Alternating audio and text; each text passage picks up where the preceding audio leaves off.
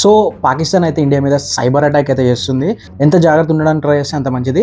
So ఇందాక నేను ఒక షార్ట్ అయితే రిలీజ్ చేశాను. సో అది కూడా మీరు కంప్లీట్‌గా చెక్ చేసుకొని అందులో గవర్నమెంట్ నుంచి అలర్ట్స్ వస్తే ఎలా ఆన్ చేసుకోవాలో కూడా చూపించాను. సో మీరు ఇప్పుడు వాట్సాప్‌లో కూడా కొన్ని ఆప్షన్స్ అయితే ఎనేబుల్ చేసి పెట్టుకోవాలి. సో ఇవి ఏం చేస్తాయంటే అన్నోన్ పర్సన్స్ నుంచి మెసేజెస్ ఇలా ఏమైనా వస్తుంటాయి కదా, అవైతే డిలీట్ చేస్తూ ఉంటాయి.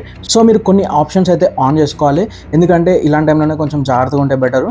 సో ఫస్ట్ మీరు మీ అకౌంట్ ఓపెన్ చేసిన తర్వాత అందులో సెట్టింగ్స్లోకి వెళ్ళండి. సెట్టింగ్స్లో నుంచి డైరెక్ట్గా ప్రైవసీ వెళ్ళండి. ప్రైవసీలో కొంచెం స్క్రోల్ డౌన్ చేస్తే మీకు అడ్వాన్స్ ఆప్షన్ కనిపిస్తాయి. అడ్వాన్స్కి అయితే వెళ్ళండి. అడ్వాన్స్లో మీకు ఒక 3 ఆప్షన్స్ కనిపిస్తాయి. సో ఆ 3 అయితే ఆన్లో పెట్టుకోండి. సో ఇవి ఏం చేస్తాయంటే అన్నోన్ నెంబర్స్ నుంచి ఏమైనా మెసేజెస్ ఇలా వస్తే డైరెక్ట్గా డిలీట్ చేస్తుంది అనమాట. అండ్ కాల్స్లో కూడా మీకు అన్నోన్ కాల్స్ ఏమైనా ఐపీ అడ్రస్ అనేది లీక్ అవ్వకుండా ఉంటుంది. అండ్ దెన్ మీకు ఇంకో థర్డ్ ఆప్షన్ కూడా సేమ్ అలాగే ఉంటుంది. అన్నెసెసరీ ఫైల్స్ అనేవి కొంచెం ప్రివ్యూస్ అయితే రావన్నమాట. సో దీనివల్ల మీ డేటా అనేది కొంచెం ప్రొటెక్టెడ్ ఉంటుంది. అండ్ ఇంకో థింగ్ మీరు ఏం చేయాలంటే మీ దాంట్లో ఆటో డౌన్లోడ్ ఆన్ ఉంటే ఆఫ్ అయితే చేసేయండి. ఎందుకంటే ఇప్పుడు ఒక కొత్త వైరస్ అనేది స్ప్రెడ్ అవుతుంది, డాన్స్ ఆన్ ద హిలరీ అని.